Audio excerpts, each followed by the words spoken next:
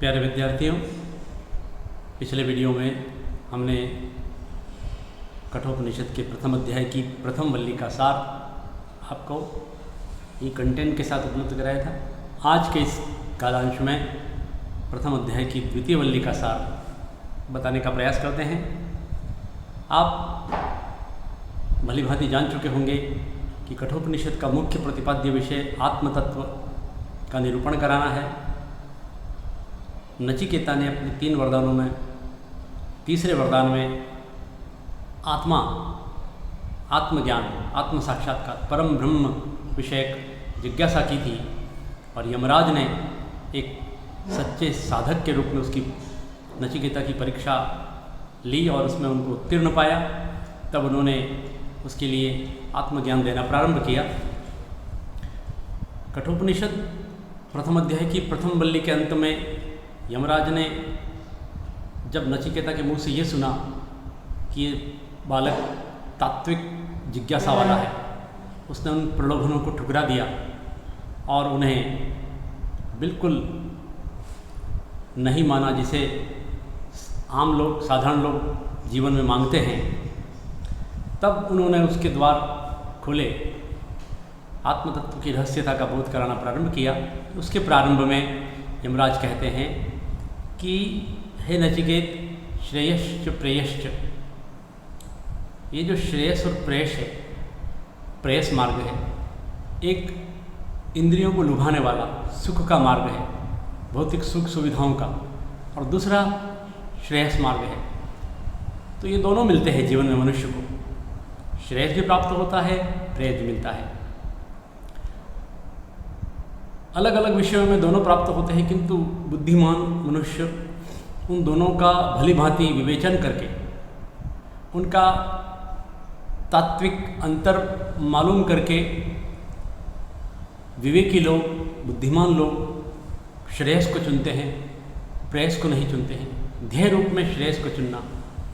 लेकिन जो अज्ञानी विकल होते हैं, मूढ़ होते हैं, वे भोग विलास को ही जीवन का ध्येय मानते हैं और वे संपूर्ण जीवन सुख प्राप्ति के लिए ही, चीज़ों के लिए ही, वस्तुओं के लिए ही, पदार्थों की प्राप्ति में ही अपना जीवन लगा देते हैं। तो ऐसे लोग योग और क्षेम के कारण ऐसे मार्ग का अवलंबन करते हैं। योग का अर्थ यहाँ अप्राप्त की प्राप्ति और क्षेम का अर्थ है प्राप्त की रक्षा।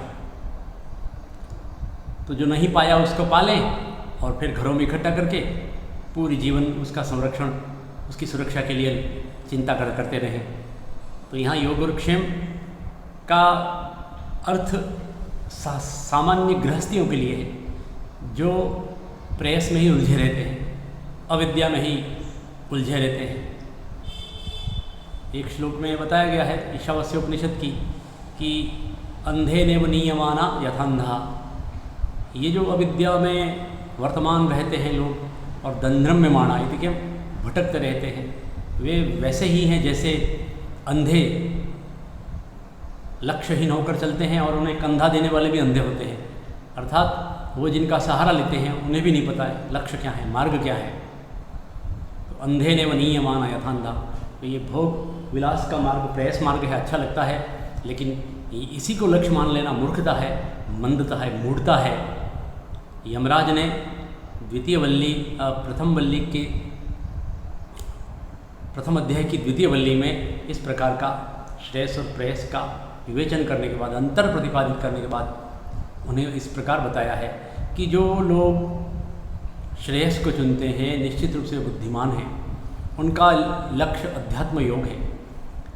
व्यक्ति जब परम साक्षात्कार, परम ब्रह्म को प्राप्त करता है, अपने अंदर विद्यमान आत्मा कोई ऐसा तत्व नहीं जिसको पदार्थों की तरह उसको पकड़ा जा सके, व्यक्ति की बुद्धि रूपी गुफा में स्थित है। उसे हर व्यक्ति पा सकता है, उस परम साक्षात्कार को जा सकता है, लेकिन उसके लिए यम, नियम, आसन, प्राणायाम, प्रत्याहार, धारणा, ध्यान, समाधि, ये जो अष्टांग योग का मार्ग है, साधन है, इसमें इस प्रकार द्वितीय वल्ली में प्रारंभ में श्रेयस और प्रेयस का विवेचन करते हुए फिर यमराज ने नचिकेता को ब्रह्मचर्य की साधना में जो प्रणव मंत्र है ओमकार, उसका महत्व बोध कराया कि ये ओम के बारे में आपको बताया जाए। अ उ म ये इससे मिलकर बना है। अ उ म, अ ऋग्वेद से, उ यजुर्वेद से और म सामवेद से, इसलिए इसको प्रणव मंत्र कहते हैं। प्रजापिता ब्रह्मा ने ओम शब्द का निर्माण किया था। Om has over 100 meaning but one of them is welcome to the god. Om का जो बीच में देख रहे हैं आप, ओम, ये जो 3 का अक्षर है वो प्लुत को संकेत करता है। प्लुत का मतलब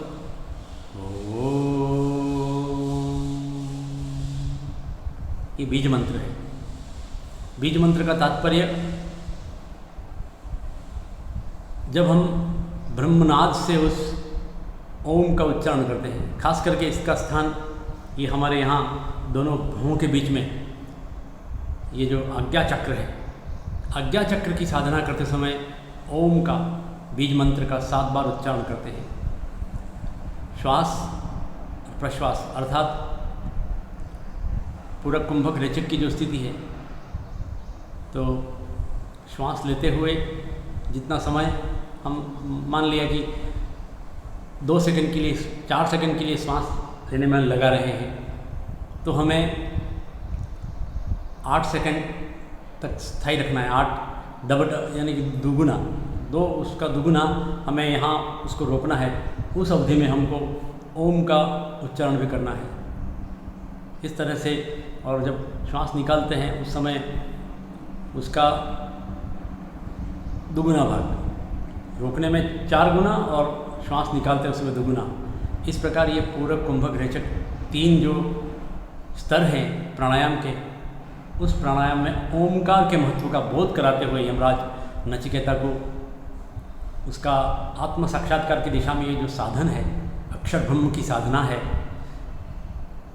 प्रत्येक विद्यार्थी को ये मानना पड़ेगा कि जीवात्मा को परमात्मा की प्राप्ति कराने के लिए जो हमारे ऋषि मुनियों ने जो एक सिस्टम क्रिएट किया है, बनाया है, उसको हमें आज की तकनीक, आज की प्रौद्योगिकी के सामने और ऊंचा मानना पड़ेगा। ये ऋषि मुनियों द्वारा बनाया गया ऐसा एक सिस्टम है, आज के वैज्ञानिक भी नहीं बना सकते हैं ये सिस्टम। कल जैसे मैंने बताया था कि वैज्ञानिकों ने आत्मा को कैच करने का प्रयास किया, किसी मृत व्यक्ति के शरीर से आत्मा कहाँ निकलता है, कैसे जाता है, मौत के बाद कौन, कहाँ, क्या, कैसे।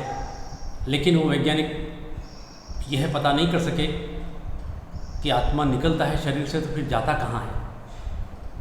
वो कांच चटक गया लैब में से और आत्मा शरीर से अलग हो गया और शरीर ठंडा होने लगा। जब तक शरीर में आत्मा है तब तक शरीर है।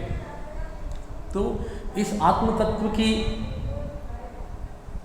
जिज्ञासा के विषय में ये पहला साधन है ओमकार प्रणव साधना।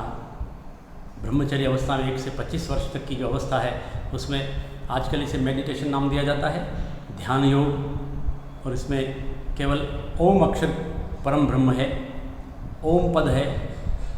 लेकिन असल में यदि हम इसके और डेप्थ में जाएं तो ये प्रारंभ होता है मूलाधार से। मूलाधार जो हमारे मलाशय और जननेंद्रिय के बीच में उसकी स्थिति होती है, यहाँ लम बीज मंत्र से प्रारंभ होती है साधना।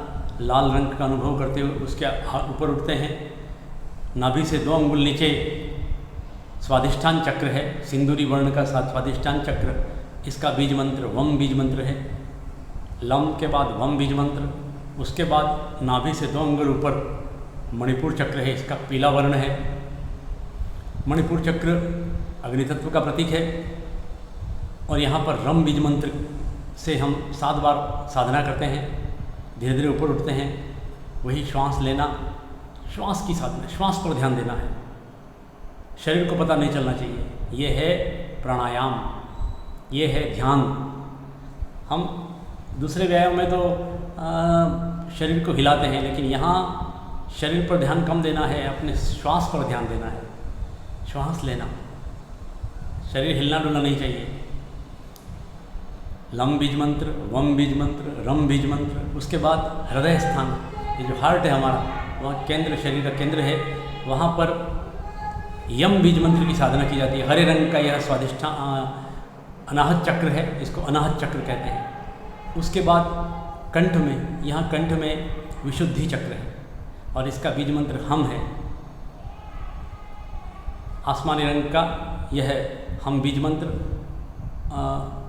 बीज मंत्र का रंग नहीं है, यह है विशुद्धि चक्र है।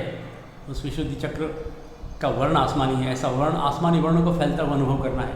धीरे धीरे ऊपर उठते हैं, मूलाधार से क्रमशः स्वाधिष्ठान, फिर मणिपुर, फिर अनाहत, फिर विशुद्धि और फिर यहाँ शक चक्र का जो छठा पॉइंट है हमारे यहाँ दोनों भ्रकुटियों के बीच में, दोनों कानों के बीच में अंदर तक, वो है आज्ञा चक्र। और आज्ञा चक्र में ओमकार की साधना है। ओम, जैसा अभी मैंने बताया, ओम। ओम का अगर सही उच्चारण किया जाए तो यह कहा गया है कि पर्यावरण में जो अशुद्धिकारक तत्व हैं वे नष्ट होते हैं। ओम अपने आप में एक बीज मंत्र है, ऐसा बीज मंत्र है जिसकी साधना से शरीर के जो बैक्टीरियाज हैं या शरीर में जो दूषित तत्व हैं उनका भी नाश होता है। आइए सबसे पहले ओम का वास्तविक उच्चारण कैसे होता है ये देखें।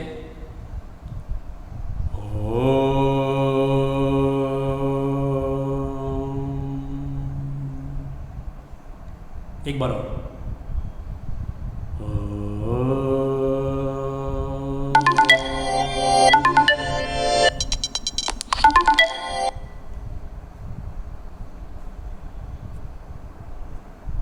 तो यहाँ पर जब